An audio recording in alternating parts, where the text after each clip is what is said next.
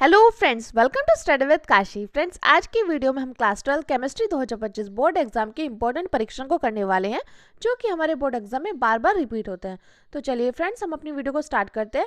देखिए, महत्वपूर्ण परीक्षण हमारे बोर्ड एग्जाम में 3-3 मार्क्स के पूछे जाते हैं, तो ये सभी बहुत ज़्यादा इंपॉर्टेंट है और हर बार हमारे बोर्ड एग्जाम में रिपीट होते हैं। तो चलिए फ्रेंड्स, हम अपनी वीडियो को स्टार्ट करते हैं। देखिए फ्रेंड्स, आपकी तैयारी कैसी चल रही है और इस बार आपका कितने मार्क्स लाने का टारगेट है, ये आप कमेंट कर ज़रूर बताना। और आप अपना नाम और आप कहाँ से ये भी कमेंट कर ज़रूर बताना। इससे क्या होगा, इससे हमें पता चलेगा कि हमारी वीडियो कहाँ कहाँ तक पहुँच पा रही है और किन किन लोगों को हेल्प मिल पा रही है। और फ्रेंड्स, अगर आपको किसी भी टॉपिक पर वीडियो चाहिए तो आप कमेंट कर ज़रूर बताना, हम आपको समझाने का पूरा प्रयास करेंगे। तो देखिए फ्रेंड्स, इसमें हमारा पहला क्वेश्चन है, ल्यूकास परीक्षण पर संक्षिप्त टिप्पणी लिखो। तो देखिए, निर्जल ZnCl2 व सांद्र HCl का मिश्रण ल्यूकास अभिकर्मक कहलाता है। देखिए फ्रेंड्स, यहाँ तो लिखा है ल्यूकास परीक्षण पर संक्षिप्त टिप्पणी लिखो, लेकिन कई बार एग्जाम में ल्यूकास अभिकर्मक भी दे देता है, तो आपको पता होना चाहिए ल्यूकास परीक्षण और अभिकर्मक एक ही है। और देखिए फ्रेंड्स, एक बात और, MCQ में हमारा बहुत बार क्वेश्चन पूछा गया है ल्यूकास अभिकर्मक है, तो आपको पता होना चाहिए ल्यूकास अभिकर्मक क्या है। निर्जल ZnCl2 प्लस सांद्र HCl का मिश्रण, ये क्या है, ये हमारा ल्यूकास अभिकर्मक है। निर्जल ZnCl2 व सांद्र HCl का मिश्रण क्या है, ल्यूकास अभिकर्मक। तो देखिए, ल्यूकास परीक्षण पर हमें क्या करनी है, संक्षिप्त टिप्पणी लिखनी है। तो हम यहाँ पे लिखते हैं, निर्जल ZnCl2 व सांद्र HCl का मिश्रण ल्यूकास अभिकर्मक कहलाता है। क्या कहलाता है, निर्जल ZnCl2 व सांद्र HCl का मिश्रण ल्यूकास अभिकर्मक कहलाता है। इसके द्वारा अल्कोहल का परीक्षण किया जाता है। क्या किया जाता है इसके द्वारा अल्कोहल का परीक्षण किया जाता है। तो ल्यूकास परीक्षण क्या है, निर्जल ZnCl2 व सांद्र HCl का मिश्रण ल्यूकास अभिकर्मक कहलाता है। इसके द्वारा किसका परीक्षण किया जाता है, अल्कोहल का। अब देखिए, हम यहाँ पे लिखते हैं, यदि अल्कोहल के 3 से 4 मिलीलीटर विलयन में 2 से 3 ल्यूकास अभिकर्मक मिलाने पर वह ठंडे में शीघ्र अविलेयता उत्पन्न करता है, वह तृतीय अल्कोहल है। फिर से देख लीजिए, यदि अल्कोहल के 3 से 4 मिली विलयन में 2 से 3 मिली ग्लूकास अभिकर्मक मिलाने पर वह ठंडे में शीघ्र अविलेयता उत्पन्न करता है, तो वह तृतीय अल्कोहल है। अब देखिए, अगला है हमारा, यदि वह ठंडे में 5 से 10 मिनट बाद अविलेयता उत्पन्न करता है, तो वह द्वितीय अल्कोहल है। तीसरा है हमारा, यदि ठंडे में 20 से 30 मिनट बाद तक कोई अविलेयता नहीं उत्पन्न करता है, तो वह प्राथमिक अल्कोहल है। तो देखिए, आपको पता होना चाहिए कि यदि अल्कोहल के 3 से 4 मिली विलियन में 2 से 3 मिली विलियन ल्यूकास अभिकर्मक को मिलाने पर वह ठंडे में शीघ्र अविलेयता उत्पन्न कर देता है, तो वह तृतीय अल्कोहल है। और यदि वह ठंडे में 5 से 10 मिनट बाद अविलेयता उत्पन्न करता है, तो वह द्वितीय अल्कोहल है। और देखिए, यदि ठंडे में वह 20 से 30 मिनट बाद तक कोई अविलेयता नहीं उत्पन्न करता, तो वह प्राथमिक अल्कोहल है। तो आप देखिए, ऐसे याद करिए कि यदि वह ठंडे में 20 से 30 मिनट बाद कोई अविलेयता उत्पन्न नहीं करता, तो वो क्या है, प्राथमिक। मतलब प्राथमिक अल्कोहल में क्या कर रहा है, ज़्यादा समय लग रहा है, और ठंडे में क्या हो रहा है, 5 से 10 मिनट बाद अविलेयता उत्पन्न करता है। और एक बात और याद रखनी है आपको कि ठंडे में 20 से 30 मिनट बाद तक भी कोई अविलेयता नहीं उत्पन्न करता, यानी कि 20 से 30 मिनट बाद भी अविलेयता उत्पन्न नहीं करता, वो क्या होता है, प्राथमिक अल्कोहल होता है।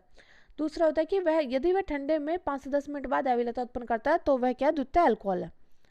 और देखिए, तीसरा क्या था, यदि अल्कोहल के 3 से 4 मिली विलियन में 2 से 3 मिली विलियन ल्यूकास अभिकर्मक के मिलाने पर वह ठंडे में शीघ्र अविलेयता उत्पन्न करता है, तो वह क्या है, वह हमारा तृतीय अल्कोहल है। तो फ्रेंड्स, ये हमारा मोस्ट इंपोर्टेंट क्वेश्चन, ल्यूकास परीक्षण।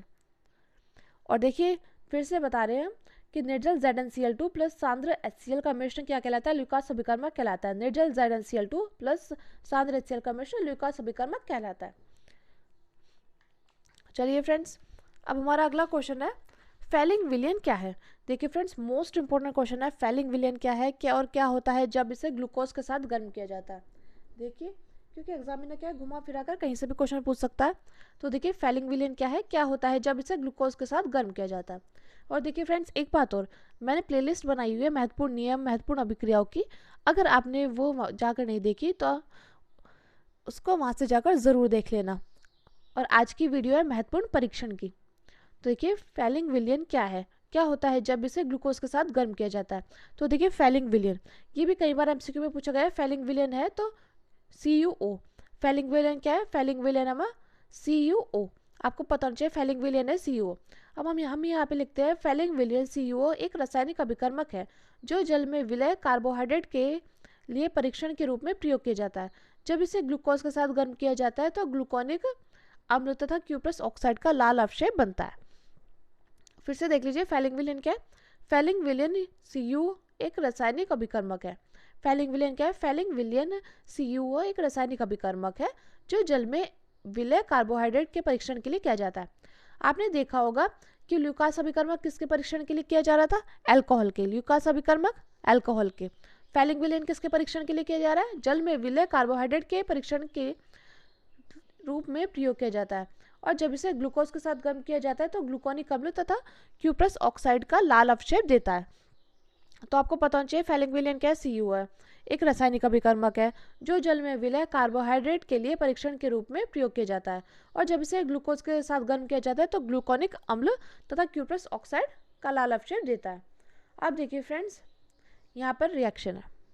देखिए यहाँ पे ग्लूकोज, हम चाहते तो इसको ऐसे भी लिख सकते थे, या तो ऐसे लिख लो या लिख लो C6H12O6, लेकिन ये ग्लूकोज फैलिंग विलेन के साथ क्या बनाता है, ग्लूकोनिक अम्ल बनाता है। तो इसके लिए हमने ये यहाँ पे लिखा है CHO सिंगल बॉन्ड CHOH का 4 सिंगल बॉन्ड CH2OH। क्या करेंगे हम 2CO के साथ, यानी कि फैलिंग विलेन के साथ क्रिया कराएंगे, ग्लूकोज की फैलिंग विलेन के साथ क्रिया कराएंगे तो हमारा क्या प्राप्त होगा। यहाँ पर देख लीजिए ये बिल्कुल एज इट इज CHOH का 4 CH2OH एज इट इज ऐसे ही आ जाएगा। और यहाँ पे बस क्या हो जाएगा, यहाँ पे फैलिंग विलेन से एक और जुड़ जाएगा यानी कि COOH। तो क्या बन गया, ये बन गया ग्लूकोनिक अम्ल। अब देखिए यहाँ क्या बचा, यहाँ 2 तो Cu में और एक क्या, ये एक है O, तो यानी कि हो गया Cu2O। तो ये Cu2O क्या देता है, लाल अवशेष देता है।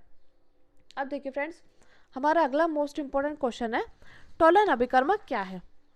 टॉलन अभिकर्मक क्या है, इसके परीक्षण का उदाहरण दीजिए।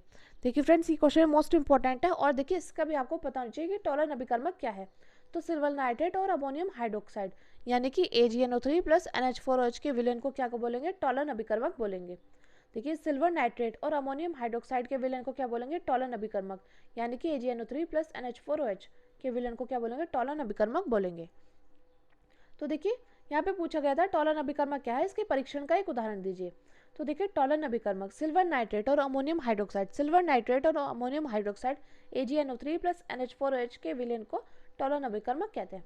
और देखिए फ्रेंड्स, आप कमेंट बॉक्स में लिखकर जरूर बताना ल्यूकास अभिकर्मक का सूत्र क्या है, फैलिंग विलेन का सूत्र क्या है, टॉलन अभिकर्मक का सूत्र क्या है। इससे क्या होगा, इससे अगर आप लिखोगे तो आपको लंबे समय तक याद हो जाएगा और आपको पता चल जाएगा कि आपको ये याद हुआ या नहीं याद हुआ।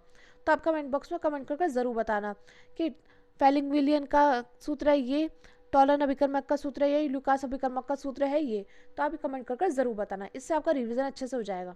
तो देखिए टॉलन अभिकर्मक क्या है, सिल्वर नाइट्रेट तथा अमोनियम हाइड्रोक्साइड यानी कि AgNO3 प्लस NH4OH के विलेन को टॉलन अभिकर्मक कहते हैं। टॉलन अभिकर्मक एल्डिहाइड से क्रिया करके रजत दर्पण बनाता है।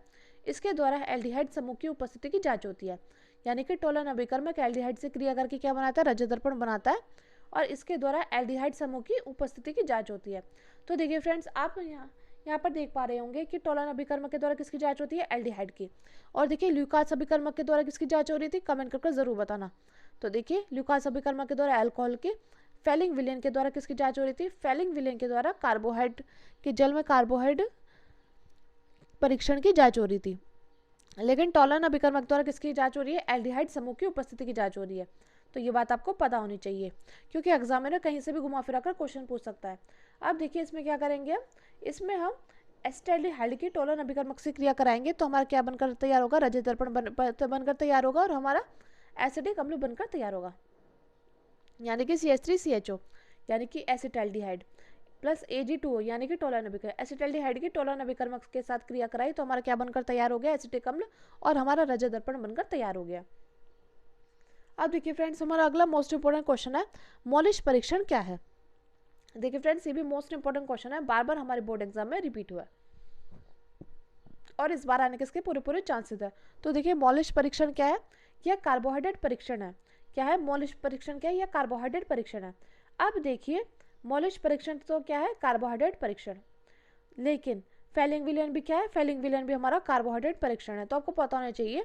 देखिए मैं आपको फिर से रिपीट करा रही हूँ कि देखिए ल्यूकास अभिकर्मक किसका था, अल्कोहल के परीक्षण के लिए, और फैलिंग विलेन और मॉलिश परीक्षण किसका, कार्बोहाइड्रेट परीक्षण के लिए। लेकिन टॉलन अभिकर्मक का एल्डिहाइड के परीक्षण के लिए, टॉलन अभिकर्मक एल्डिहाइड के परीक्षण के लिए, मॉलिश और फैलिंग कार्बोहाइड्रेट के परीक्षण के लिए, और हमारा ल्यूकास अभिकर्मक किसके परीक्षण के लिए? अल्कोहल के परीक्षण के लिए। तो देखिए मॉलिस परीक्षण क्या है? यह कार्बोहाइड्रेट परीक्षण है। एक परख नली में ग्लूकोज का जलीय विलयन लेकर उसमें कुछ बूंद 2 ml अल्फा नेफ्थोल का अल्कोहलिक विलयन मिलाकर उसमें कुछ बूंद सांद्र H2SO4 को डालने पर दो द्रवों के बीच में बैंगनी रंग का वलय प्राप्त होता है। इसे ही हम मॉलिस परीक्षण कहते हैं। यानी कि देख लीजिए यह कार्बोहाइड्रेट परीक्षण है, ये बात तो आपको पता है। एक परख नली में ग्लूकोज का जलीय विलयन लेकर उसमें कुछ 2 ml अल्फा नेफ्थोल का अल्कोहलिक विलयन मिलाकर उसमें कुछ बूंद सांद्र H2SO4 को डालने पर दो द्रवों के बीच बैंगनी रंग का वलय प्राप्त होता है। इसे हम क्या कहते हैं? इसे हम मॉलिस परीक्षण कहते हैं। अब देखिए फ्रेंड्स, हमारा अगला मोस्ट इंपॉर्टेंट क्वेश्चन है, किण्वन किसे कहते हैं? तो देखिए फ्रेंड्स, मोस्ट इंपॉर्टेंट क्वेश्चन है, किण्वन किसे कहते हैं? इस क्रिया के लिए अनुकूल परिस्थितियां क्या है? तो देखिए कई बार हमसे 2 मार्क्स में पूछा जाता है, कई बार 3 मार्क्स में पूछा जाता है, तो आपको पता होना चाहिए किण्वन क्या है और इसकी क्रिया के लिए अनुकूल परिस्थितियां क्या है। तो किण्वन क्या है? एंजाइम के द्वारा जटिल कार्बनिक यौगिकों का सरल कार्बनिक यौगिकों में अपघटन करना किण्वन कहलाता है। तो किण्वन क्या है? एंजाइम के द्वारा जटिल कार्बनिक यौगिकों का सरल कार्बनिक यौगिकों में अपघटन करना क्या कहलाता है? किण्वन कहलाता है। एंजाइम के द्वारा जटिल कार्बनिक यौगिक का सरल कार्बनिक यौगिक में अपघटन करना क्या कहलाता है? किण्वन कहलाता है।